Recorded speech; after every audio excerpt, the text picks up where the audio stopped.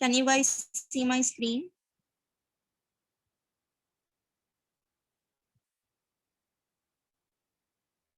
Am I audible?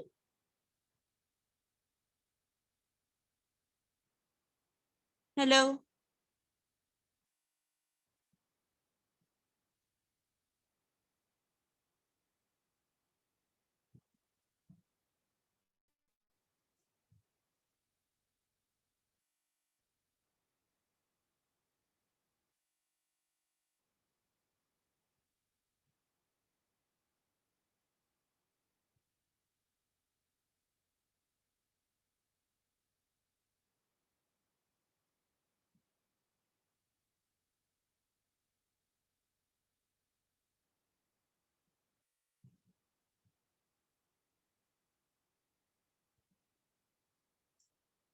Okay, so today we are beginning with a new chapter, the globalization of communication, a global village.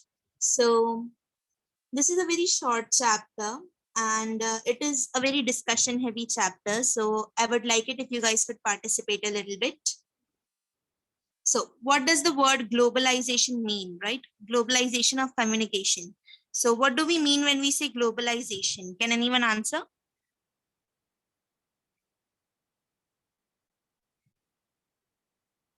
Okay, so I guess I'll only speak. Global. The word global is defined in the dictionary as relating to the whole world, right? Whenever we've all seen a globe, right? So whenever we think of globe, right, the world comes to the mind, right? The image of the globe. So globalization is basically something that relates to the whole world, the whole wide world. Okay. So what exactly is globalization of communication? At its root, global communication can be defined as any communication would be, right. A message is sent from one person or a group to another anywhere in the world. Okay, so simply it could be defined that way, but we all know it's much more nuanced than that, right. Globalization is the integration and democratization of the world's culture, economy, and infrastructure. Communication fosters education, trade, relationship, all these important things. Okay, not to mention it also promotes global exchange, right? Cultural exchange. All around the world there are exchanges happening of cultures. There are so many different cultures. They all clash with each other and create conflict, which can then be resolved through only communication, right? So what do we get when we mix the two? Okay, so globalization makes the world more accessible and equitable. How does it do that? So for example, right now we are talking through an online um, Zoom, right? So we are basically discussing something really important. Even though we are living so far apart, right? You could be anywhere in whole of India and you could still hear me, right? This would later be uploaded to YouTube where you can listen to this anytime you want. So this has all been made possible because of globalization, because the world has become really small. It creates a space for ideas to transcend borders and social strata. So borders, so okay, we understand okay, anywhere in the world you can hear me right now. But what about social strata? What is the social strata is basically there's a social structure, right? For example, until a few years ago, just a few, suppose only a few 2 centuries ago, people who were lower class, they weren't allowed to gain access to education, right? um, we called them like untouchables. They weren't even allowed in society, right? In like regular society, they weren't allowed to fetch water, etc., etc. They weren't allowed all of these things, right? But now it doesn't matter because everyone can gain an education, right? Even if they do not have money, even if they have low resources, they can get it for free from the internet, from search engines, ebooks, online courses, etc. Okay, so it just helps us gaining new perspectives. How since we are exchanging so many different cultural knowledges, okay, so we can see the world through new eyes, and that helps us to innovate. Okay, it pushes us to rethink and recreate a better world and a smarter world. Okay, now we no longer have discrimination and all those horrible things, right? So globalization of communication, a global village. Let's start with the chapter now. So here's this important line over here. technology has done for us, what technology has done for us is it has shrunk our world. How has it shrunk our world? So basically, before now in today's age, distance no longer matters, right? Whenever you want to communicate with someone, you could just call them, you could message them, you could video call them, right? It's so simple. The world is literally at our fingertips, right? You can attend a live ceremony happening in Singapore sitting on your couch in India, right? There is like you are attending a class right now from the comfort of your home. You don't even have to leave your house. Okay, so this is how the technology has helped. It has helped us so much in communication. It has just simply shrunk our worlds. Okay, we shall see that the past 150 years or so, technology changes have been much more rapid than any time in the history of humankind. What do they mean when they say this? Okay, so basically, if you look at this little image over here, history of mobile phones. Okay, so in 1908, first patent for a wireless telephone. Okay, the first wireless telephone was registered in USA. Okay, Kentucky basically. So from there we went to 1940. Engineers came up with different developed cells for mobile and different things. Okay, so in 1959, then 1965. So basically that brings us to 2020, when now recently Apple has released the 12 Pro Max. Now probably it's about to release another phone, right? So as you can see, this is just basically all of this happened in 1 century, basically. So it's so significant. Like suppose your parents or your grandparents, they would know all of this, right? They would know कि हाँ पहले खाली telephone हुआ करता था, उसके बाद कुछ पेजर आया था थोड़ा सा, फिर क्या थे ड्राफ्ट्स थे, क्या बोलते हैं उसको, फैक्स फैक्स से बातें होती थी, कॉल करते थे तो भी क्या था, टेलीफोन से ऑपरेटर्स को जाता था, right? All of those things. So basically, and now look at it, like you can directly talk to anyone you want to talk, right? There is no limitations. The technology, this is so rapid. Basically, it happened in 1 century. Before this, there were so many different developments, but they took so long. Okay, we'll study more about this later. So our communication needs have changed. How have they changed? Need to communicate with people all across the world whose language and culture may be different than our own. So basically now whenever, we talk to other people, right? We can talk to strangers online who are from America or South Africa or anywhere in the world, right? Basically, and they have different cultures, right? They communicate differently. They have different ideas of decency. They have new different perspectives, basically. So we need to be very adaptable, right? And very flexible with the way we think right now. Okay. So we have to exchange with new ways of living and seeing, and think of how best to integrate our lives into this larger world.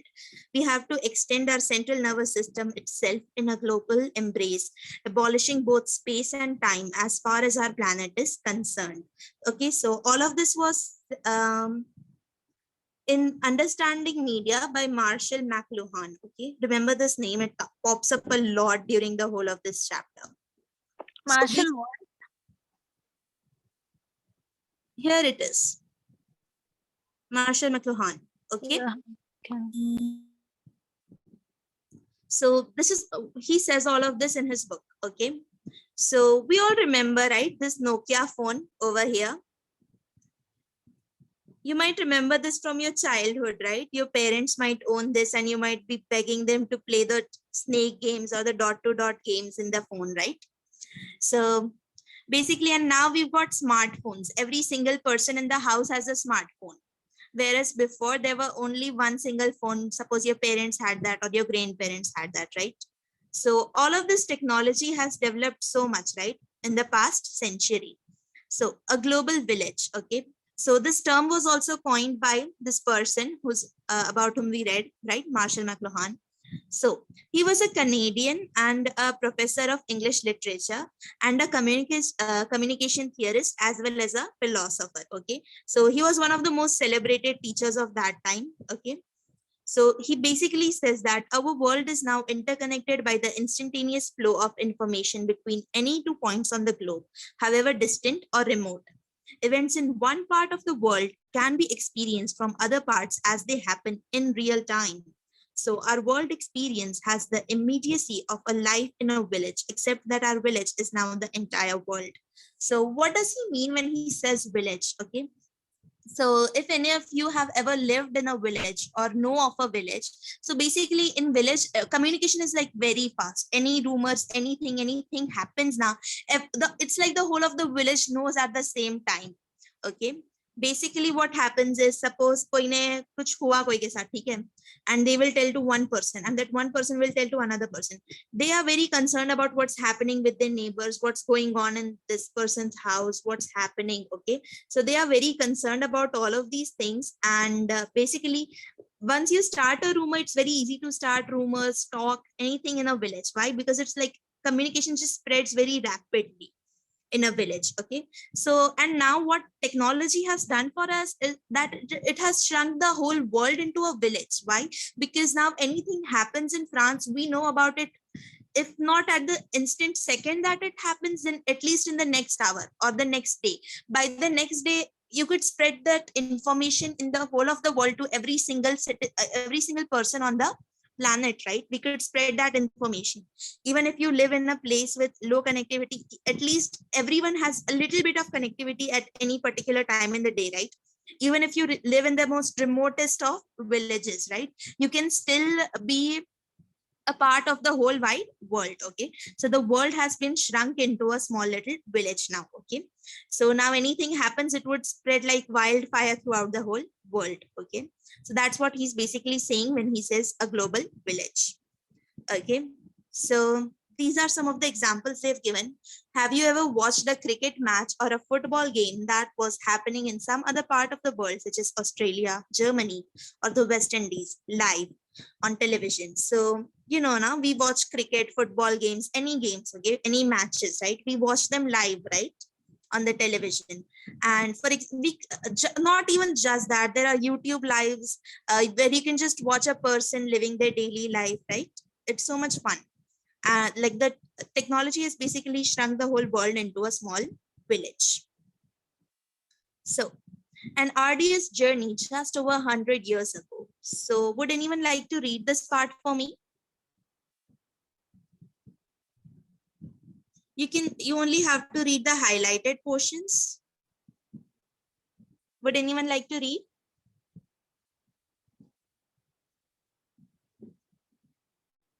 Sanaya, Khushi, either of you?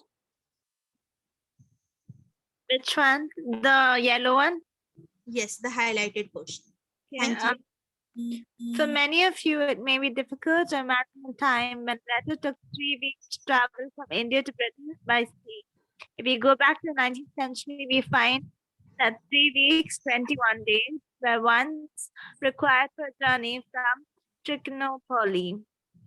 In 1892, the grandfather of the astrophysicist says Chandrasekhar performed just such a journey. You may know that S. Chandrasekhar is the person who formulated the Chandrasekhar limit that led to the discovery of neutron stars and black holes. They first had to go out their way to Guntakar in order to take the train to Biswada, Vijayawada. They then traveled by construction train and canal boat to Rajahmundry. Finally, they rode for 4 days in a cart pulled by bullocks to reach destination, Kamleshwar K. Valley, 1942. Okay, thank you so much. So basically what this tells us is how difficult traveling from one place to another place was, right, in the olden times, right? So this person, S. Chandrasekhar, okay, we all know about him. So he basically undertook such a long journey in like the late 19th century, okay, early 19th century. And at that time, the railroads were just being built. The very next year, Chandra's father could join them in one day. So can you see the irony over here? He used so much of his time, so much of his time and effort. He had to put so much of it just to travel from this one place to another. And then just a year later, his father could join him in just one single day. So this is how far technology has come and how rapidly it has come, right? It only happened in 1 year. The next year, his father could join him at that destination. So that's how dramatically just a railway has affected us. And now you can think about how dramatically the smartphone has affected us, right? So the story of human communication as a day in our lives. Okay, this is a really interesting topic. So communication facilities that we take for granted today actually represent a very recent achievement in the history of humankind. Okay, so as we discussed, all of these technological wonders, they happened like very recently. Up till now, just like a century ago, our grandparents or the parents of their grandparents, okay, they did not have all of these facilities, right? They were basically living such a tiny life, right? They could only communicate with their neighbors or the people in their cities. They could hardly communicate with people outside of their cities, right? So Frederick Williams, in an essay, The 360 Century Day, okay, so this is his essay. All of this would be quoted from his essay, okay.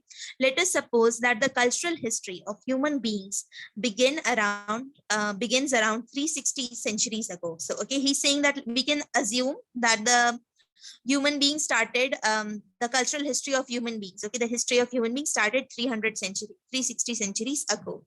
So he now tells us to take that 360 centuries of our cultural existence and then map them out into one day of 24 hours. Okay, so basically हम देख रहे हैं कि कैसे अगर 360 centuries का लंबा चौड़ा time period है, right, उसको हम 24 hours में squeeze करके देख रहे हैं कि actually में कितना time तक कुछ नहीं हुआ, कितना time पे क्या हुआ, कितने time पे writing invent हुआ, कितने time पे printing invent हुआ, वो सब देखना है. Okay, basically to give us an idea of how quickly or how recent these technological changes have been. Okay, so we thus get a day in the history and evolution of communication among humans. Okay, so what does this day look like? Okay, so okay, I guess we should read this. Okay, so we begin our day at midnight, as is the convention, 00 hours. Imagine that the first human baby was born at midnight.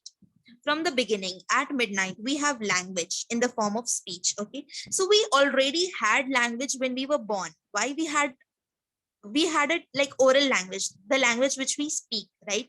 We always had that as far as we know. Okay, so we also have pictures, as we have already mentioned, the cave paintings of Stone Age people drawn and used perhaps for magic rituals, for protection and good luck during the hunt. But we do not have writing. Okay, so right now, currently, when the first human baby was born at 12 o'clock midnight, okay, right now we have the language, the spoken language, we've got that, and we've got a couple of pictures. Okay, now the origin of writing is commonly taken to be around a mere 5,000 years ago.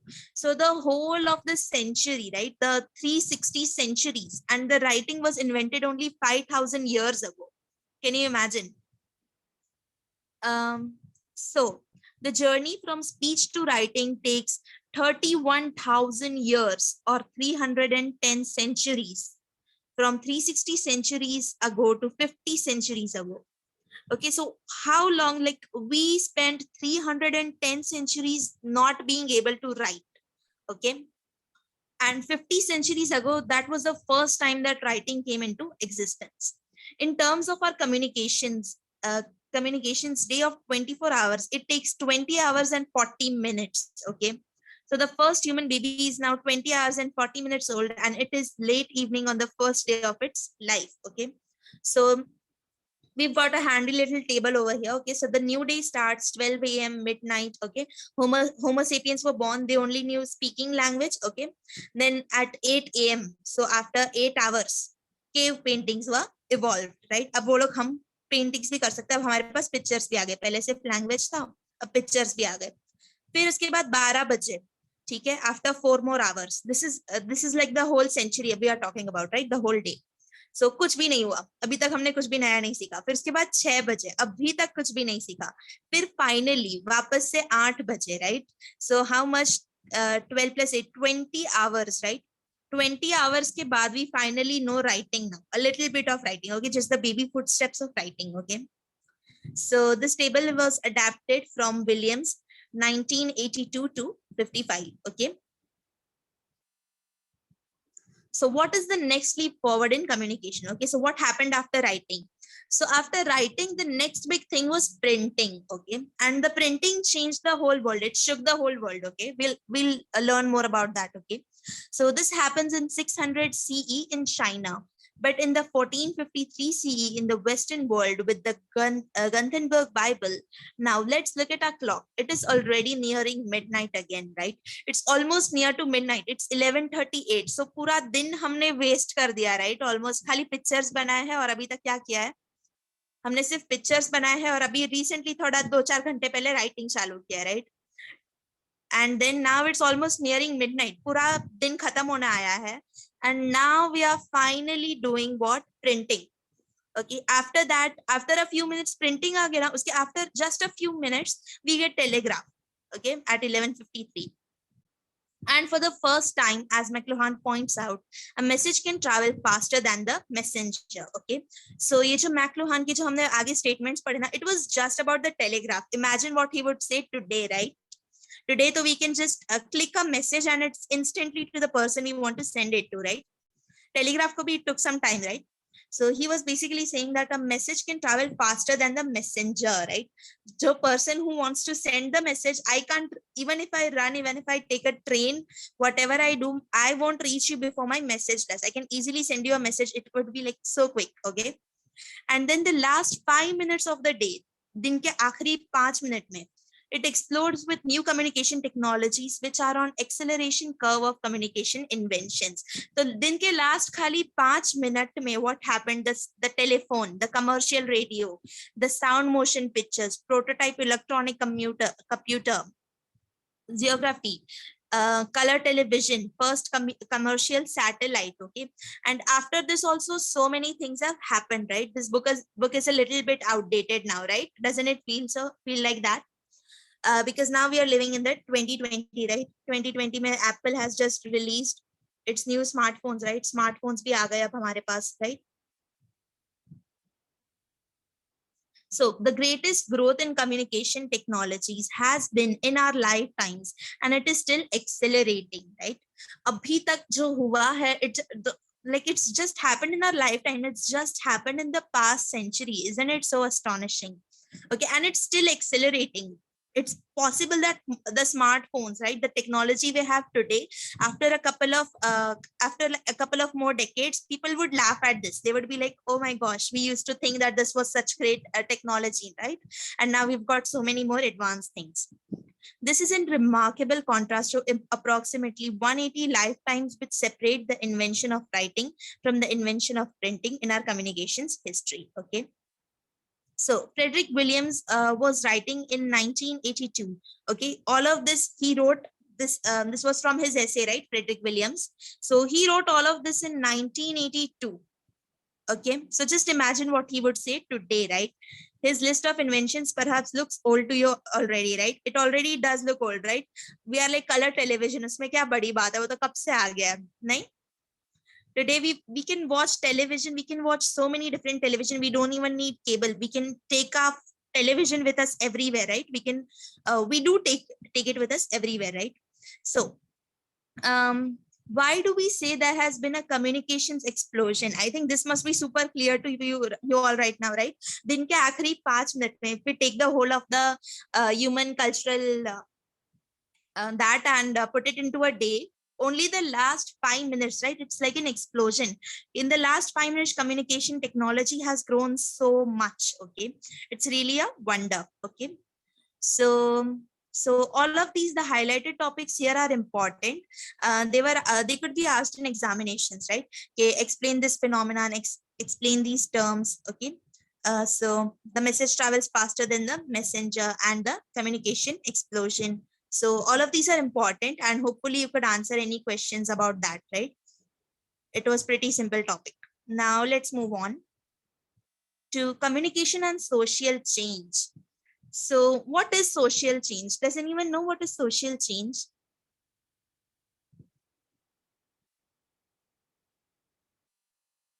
Change in opinion or like outlook, mindset. Yes, that was great. Okay, so that was very simply put. So basically change, right? Any kind of change in the society.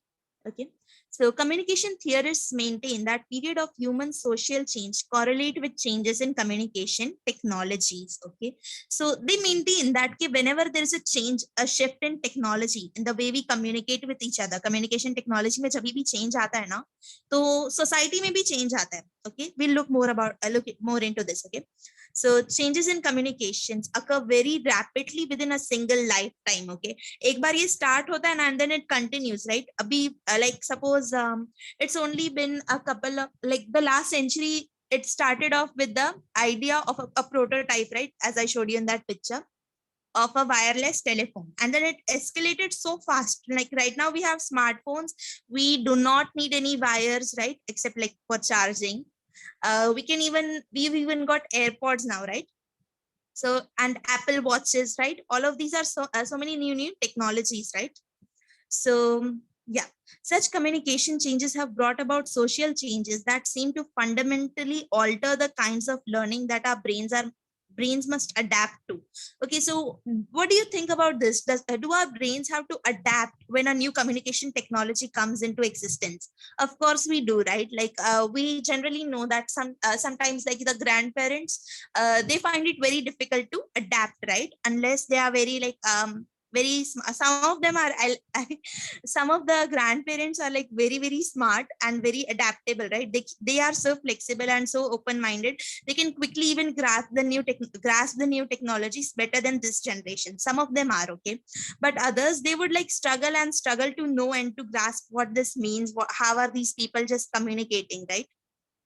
So the invention of printing made possible a transition from oral to literate societies. Okay, so before printing, most of the exchange, right? Whatever we had to say, we had to speak it orally. We couldn't just write it or type it out, right? So people were not literate. Literate means being able to read and write. Okay, so people were not literate, they did not know how to write. Okay, before printing, most people were illiterate. It wasn't expected that everyone should be able to read and write because materials in reading and writing were not available cheaply and plentifully. Okay, so of course, before printing, right? Before printing was ever available, what happened? There was only books which were handwritten. So handwritten books, as you could imagine writing a whole book in your hands. Okay, some of you may have even tried to attempt it in your fancies. Okay, कि मैं भी एक बार book लिखूंगी, किताब लिखनी है मुझे भी, है ना? So how much time does it take for one person to write a book? Okay, and if anyone wants a copy of that book, they would have to copy the whole entire of the book, right? So how costly would that be? And it had to be illustrated by hand. Drawings भी उसमें हाथ से बनानी पड़ेंगी, right? It couldn't be easily printed. Like this image right here is a printed image. It was so easy, just internet पे से उठाई लगा दी, है ना? अभी क्या draw करना पड़े ये सब, right? So how much time would that take? Okay, so it was printing that made possible the idea of universal literacy feasible. Okay, printing jab aaye na existence mein, that time people were like, okay, maybe the whole world could learn. Like, why do only this certain few individuals are learning to read and write, right? Because up to cheaply available hai, right? Books. So up to we can all learn. Okay, and now in the age of the internet, it is even more accessible, even more cheap, right? There are ebooks, right? This is basically e-content that you all are getting, right? Even if you don't have a book, I'm sharing the PDF, you can all read whatever's written over here, right? It's so easy, it's so cheap and so plentiful, right? Anyone can read this. They just need an internet connection and a normal smartphone. Okay, the Samsung smartphone would work, any smartphone would work. Okay, so okay, so I've got this image over here that explains why communication is the core of social change. Okay, so of course we need to communicate for any change, right? कभी भी कोई चीज को change करना हो तो we need certain communications, right? कि अगर हम बात करेंगे इस चीज के बारे में, हम टॉपिक पे डिस्कस कर रहे होंगे, तभी जाके तो कम्युनिकेशन में चेंज, सोसाइटी में चेंज आएगा, राइट? अगर कोई सोसाइटी के लाइक सपोज कोई खराब चीज चल रही है या कोई अच्छी भी चीज चल रही है या कोई चीज को अपने को इम्प्रूव करना है, so we need to talk about that, we need to propose our ideas, right? So basically two people have to connect, right? And then they have to exchange more words about it, bring more awareness to it, and then those people will empower other people to speak up. For example, a great example of this was the Me Too movement. Okay, do you all remember it, the Me Too movement? excuse my bad writing. Okay, so the Me Too movement, what was that? Basically, all the girls who had been taken advantage of in the professional work life, right? They all came forward, right? So it started with just one person, right? It started with one person, and then it escalated to a couple of her friends. After that, more people. They're speaking up about their struggles, right? It helped the other girls and women to like stand up for themselves. It empowered them, and then they influenced a whole generation of people, right? Nowadays it's very rare that thing happens. Okay, it still happens, I won't deny that, it still happens, but now there's a social awareness about it. Pehle ke time pe it was not likely that the girl would even be heard. Now at least she can make her voice here, or like, you know, she can like create a disturbance about this kid. This happened to me, I need my rights, where are my rights, right? She could like demand ke we pay attention to her now, right? So communication is the core of social change.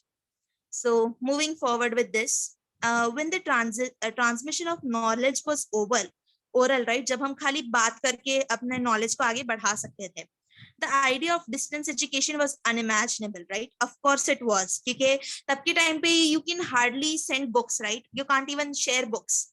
Okay, and the only way you could teach someone else was oral. So how would you ever teach someone through a distance, right? There couldn't even be like a distance of a tunnel or a house or a small field between the two people, right? Because they wouldn't be able to hear properly. So two people would need to be together to ever transmit knowledge. Okay, perhaps this is what gave rise to the Guru Shishya parampara, or the Socratic mode of education, right? We've heard about this, right, in the Mahabharata and all those books. The Guru Shishya, right? The Guru Shishya dynamic basically. ये teacher होता था, उसके 3-4 students होते थे, right? शिष्य होते थे, and he used to teach all of them. How did he teach? They used to move around, right? The Socratic method is basically there was a guru, there was a teacher, main teacher, and he used to have these pupils. These pupils would follow him around. Okay, you give us education, we'll follow you around, we'll listen to you, you will teach us how to cook, how to do this, everything the guru taught them, right? So that's how the knowledge had to be transmitted, right? Orally. So, and in that era, memory, right? This thing, memory. Of course, memory had a very important role, because at that time, if you don't remember something, it has been wiped out of existence. Imagine that kind of pressure, right? And books upon books have survived through this method. Okay, the Rig Veda. All of you must have learned about this in lower classes, right? The Rig Veda wasn't even printed until like 200 years ago, right? And before that, it wasn't even written. It was just spoken orally. Orally. Yes, is anyone trying to say anything?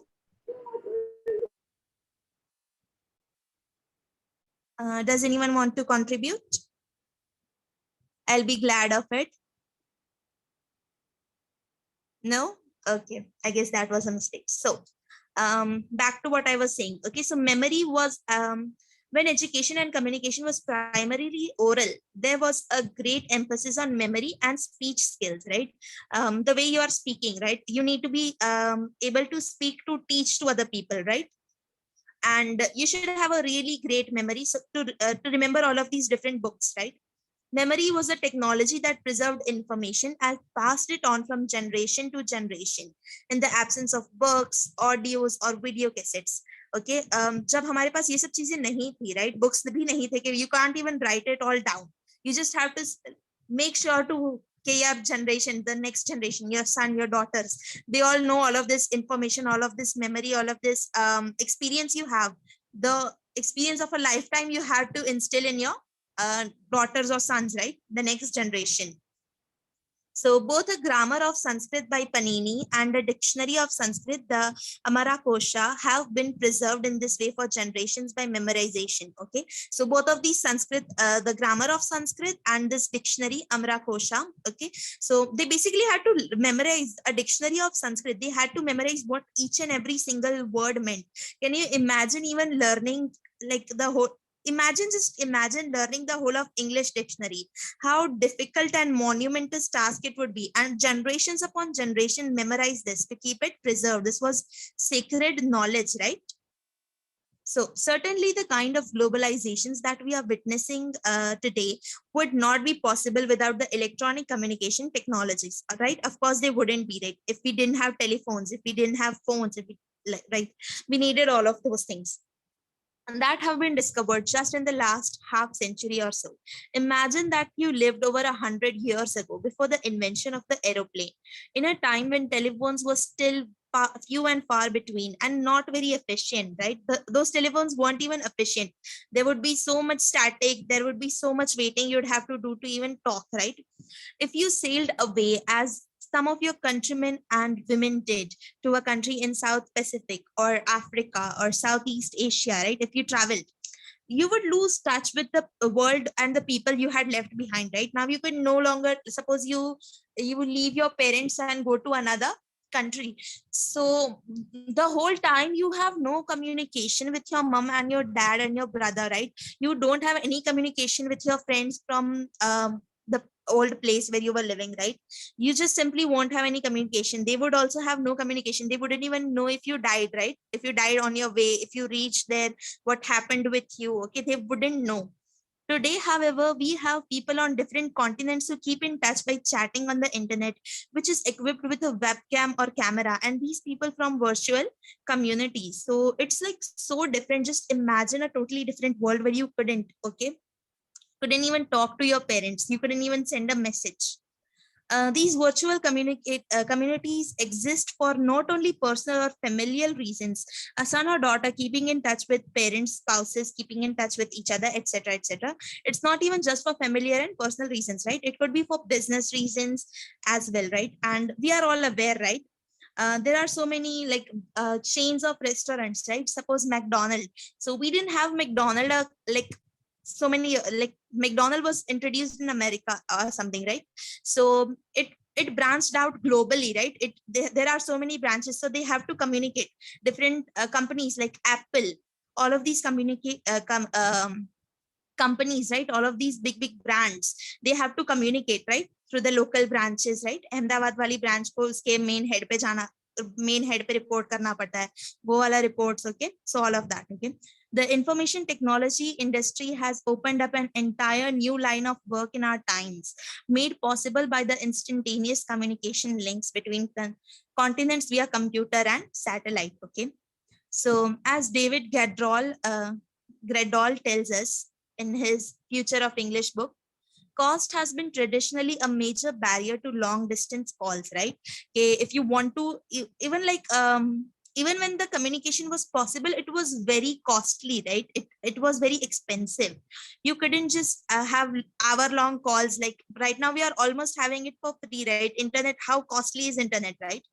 Everyone has internet.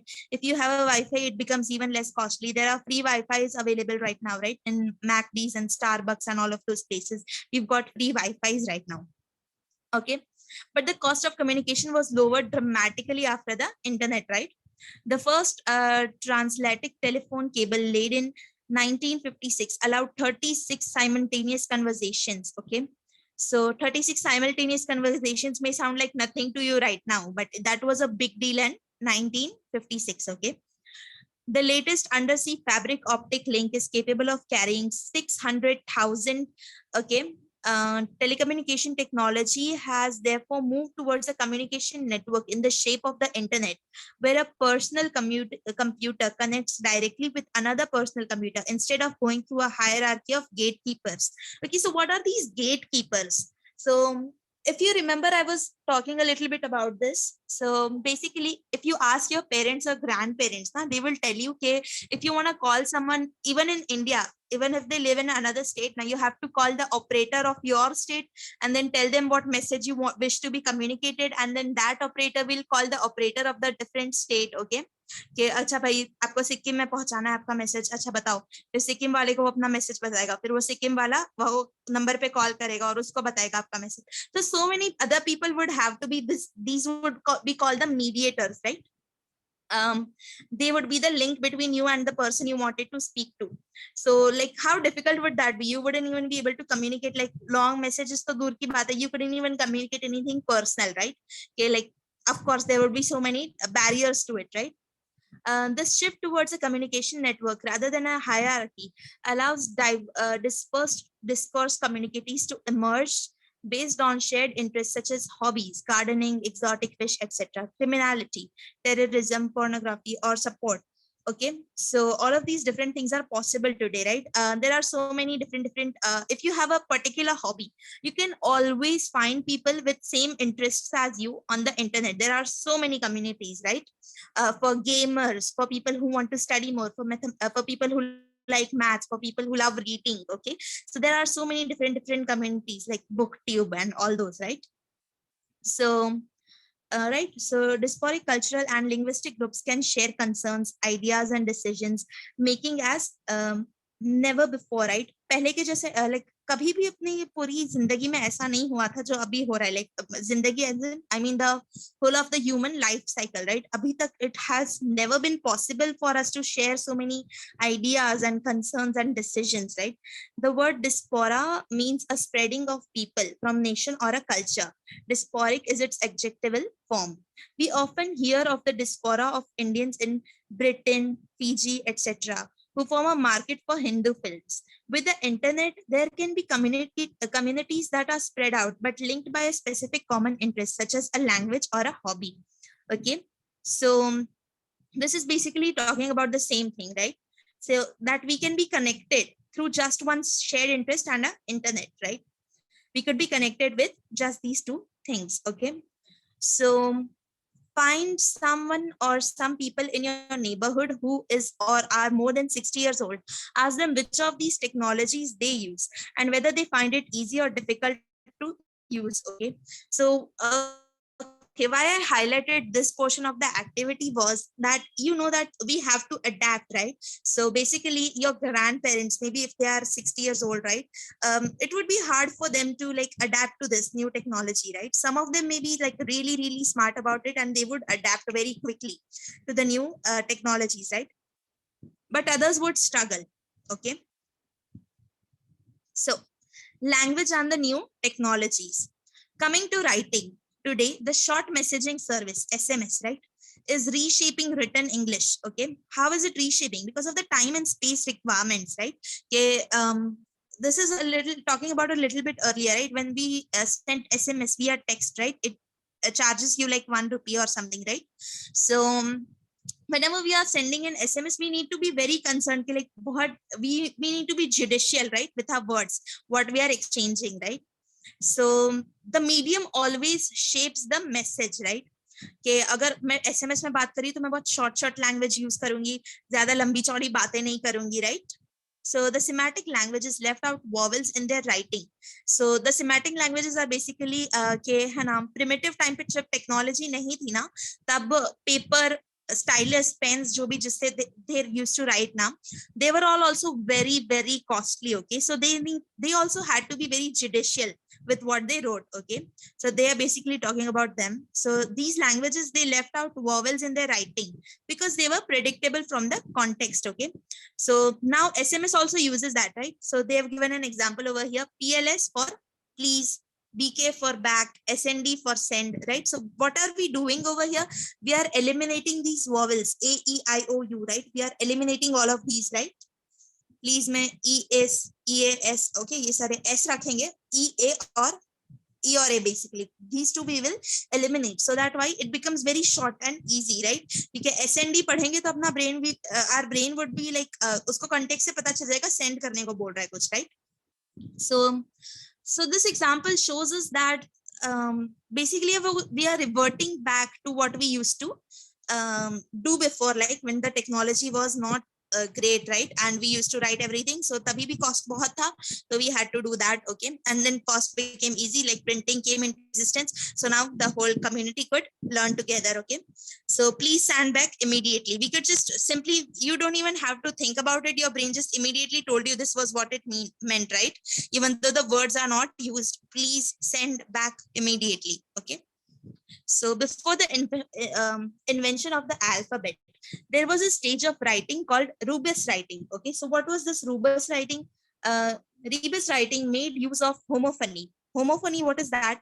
It is basically when two words that sound similar but have different meanings. For example, sun, sun, sun, and son, sun in English. Okay, not, okay, all of these I'm reading from here. Okay, and b. There's also night and night, right? Night in sharpening armor wala night, or night, night. Okay, both of those. So ye sare words, they sound similar, but what they do not mean the same thing. They do not have the same spellings. Okay, so the Sumerians who invented writing used the symbol of an arrow, the word for which was pronounced T, to denote the word T with the same sound but a very different meaning. So basically, whenever they had to use this word T, they used to draw an arrow, because an arrow also meant T. Okay, so like the similar way, when we have to, whenever we have to say good night, right? So two, right? We use this two very often for got to go, right? G2G, ऐसा लिखते हैं ना हम लोग बहुत बार, G2G, got to go, right? कि अभी मुझे जाना पड़ेगा. फिर before, ये सारे examples हैं यहाँ पे. Okay, so basically what they are trying to tell us is this, कि पहले जब written word आया तब we were एकदम स्टोन एज में थे. फिर उसके बाद टाइपिंग आया, फिर हम टाइप करना चल गए. फिर मास पब्लिकेशन आया तो हम लोग बहुत ऐसे लाइक स्मार्ट इंसान बन गया. फिर उसके बाद वापस ईमेल आया तो हम वापस टाइपिंग जितने जमाने में चले गए, राइट? अब टाइपिंग के जैसा चल रहा है हमारा. फिर उसके बाद ट्विटर आया तो 140 characters only. If you use Twitter, so basically we only use 140 characters, right, in a tweet. So we are returning back to this stage. Okay, we are returning back to our roots. Basically that's what they mean when they were talking about all of these things. Okay, these old languages, we are reverting back to these old languages. And would you believe it, that concludes our chapter. We are at the end of the chapter. So any doubts? I think this was a really nice small chapter, right? A very fun chapter and a very interesting one too, right? Globalization, how interesting is that? So any doubts? Does anyone have any doubts? No? No. Okay, great. So this was a really nice short chapter. So I think we will finish the class here today. Hope you all have a good week, have a good weekend. See you all in the next class. Bye. You too. Thanks. Bye bye.